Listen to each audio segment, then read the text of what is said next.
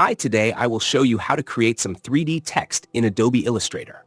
Right here, so we're now in Illustrator. First of all, I'm going to grab the Type tool, click anywhere, and type some text. I'm going to go with Life is Beautiful text. Next, with the text selected, I can change the alignment to center, and I'm definitely going to make the text bigger because at the moment it's tiny. There we go, that's much more legible. Now I'm going to pick a font. I'm going to go with Control Point, which is a custom font currently in development, and I'm going to decrease the leading slightly. Leading is the space in between the lines. There we go. Slowly decreasing that leading, and I'm actually going to bring the leading in very tight because when the text is 3D, I want the words to stack perfectly. Okay, that's looking good. So with the main selection tool, I'm going to hold Shift and scale this up from the corner and then pop it in the center. Next, from the fill color picker, I'm going to double-click on one of the lightest grays, check Global, and then click OK. I'm next going to do the same for a slightly darker gray, and again an even darker gray, so I've got my 3 gray global swatches.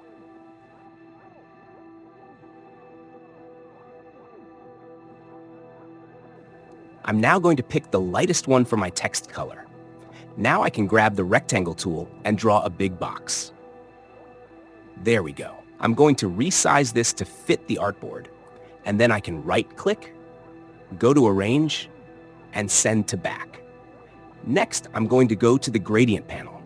If you don't see this, go to the Window drop-down at the top, and you can see I'm starting with the default black to white gradient. I can reverse it, adjust the angle, but I can also double-click on the swatches, and I can pick my own colors. So I've got the medium gray here for one, and then the lightest gray for the other.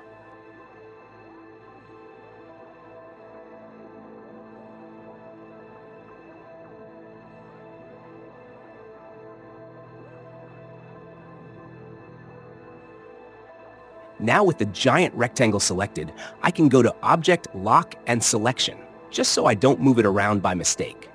Now with my text selected, I can go to Type, Create Outlines. So Illustrator will now treat my text like a regular shape. The text is no longer editable, and I can go to Edit, Copy, and then Edit, Paste in Place. With this copy selected, I can then select the darkest of my 3 swatches from the Swatches panel, and then scale this down towards the center.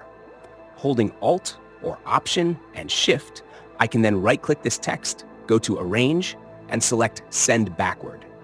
This will make sure it's behind the white text. And with both text objects selected, I can go to Object Blend and select Make. You can see we have this kind of in-between stage, which doesn't look quite right. So let's go back to Object Blend and select Blend Options. Make sure the preview box is checked, and then from the drop-down, let's select Specified Steps. Increase the number using the arrow keys, or just enter in a really high value. The higher the number, the smoother the gradient. So I'm going to go with 500, and I can double-click the object to go inside.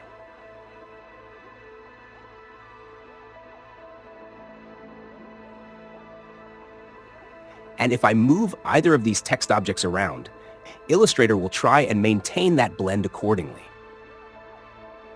The same works for swatches, so if I change one of the colors, that graduation from one color to another will be updated. Now I can hop into outline mode with Command or Control plus Y. This technique can oftentimes make it much easier to make a selection. So in this case, I want to select the smaller text at the back. Now I've made the selection, I can come out of outline mode, pick a different color, and you can see it updates in real time. I'm actually going to double-click this color, check Global, and now I have a much darker gray. If I make that text smaller or larger, that blend is also updated. Oh no, that looks terrible. Once you're finished, you can come out of isolation mode by clicking the arrow in the top left corner. But I'm going to quickly double-click the text to go back inside, select that top text, go to Edit Copy, come back out of isolation mode, and then go to Edit and select Paste in Front. With the text selected, which technically isn't text anymore, I can then select the eyedropper tool and click on the background. This will apply that gradient to the text, and then from the gradient panel, I can make some adjustments to the settings. Now, one thing you'll notice is that the gradient is applied to each shape individually. To apply it to the entire object as a whole, go to Object, down to Compound Path, and select Make. If it does this and changes it to a weird random color, just resample that gradient again and reapply those settings. Next, I'm going to select the text, press A, which is the shortcut for the direct selection tool. Copy and paste this in place, and then from the Transform panel on the right, click this icon to flip the text vertically. I can then drag this down, holding Shift until it lines up with the bottom of the text. This is going to be for the reflection. And again, I'm going to right-click this, go to Arrange, and select Send Backward, just to make sure it's behind the main text. Then I can go and refine the gradient settings from the Gradient panel, or I can simply go to the Swatches panel, select the default black to white gradient, and then refine this from the Gradient panel instead. And I'm just going to spend a moment customizing the gradient. Ultimately, the goal is to have white on top, and then on the bottom is going to be transparent. So whatever color swatch I use for the bottom part of the upside down text, it isn't text, it will need to be 0% opacity.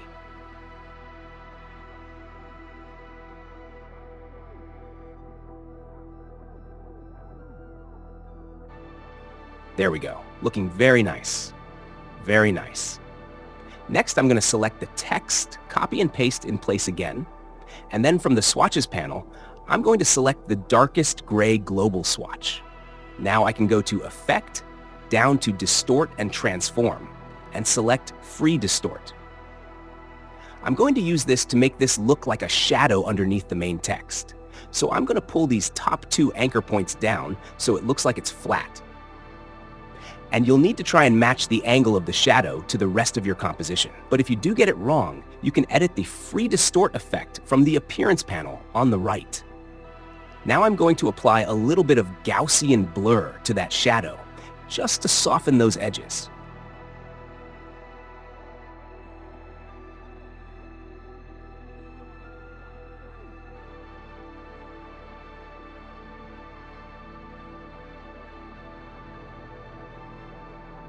Now that's all set up, I can change the color swatch or bring the opacity down if I'd like to make it a bit more subtle.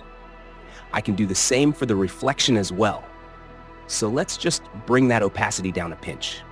And you can also use the gradient tool if you'd like to adjust the gradient of your text. Out in the field, out in the field. What am I talking about? I do come out with some nonsense sometimes, don't I? Anyway, I'm just going to take a moment now to refine the design using all of the things that we've covered so far. I think it's shaping up rather nicely. So next, I'm going to select all of the text elements, and then with these selected, right-click and group them together. Now I can grab the rectangle tool and then click and drag anywhere. And I'm going to create another rectangle that fills the entire artboard. Now we need to make sure that this rectangle is on top, so if it isn't already, right-click Arrange and bring to front. And then from the Swatches panel, I'm going to select a nice vibrant color. I'm going to go with a blue. And if I select Opacity, located in the Transparency panel on all the versions of Illustrator from the drop-down, I could change the blending mode to Color. And there we go. A quick and easy way to change the color of the entire composition without going through and having to change all of the swatches. You can also make this a global swatch, because why not? And then with preview checked, I'm just going to take a minute to adjust the color sliders. There we go, that's about right. Just remember, if you would like to make any changes to your design, you will need to either lock or hide this color layer on top. But there we go, that wraps up the video. And that is how to create some 3D text in Adobe Illustrator, which is now somewhat outdated thanks to the latest update. But anyway, if you enjoyed this one, you can always subscribe for more, ring the bell for notifications, take care, and I'll see you next time.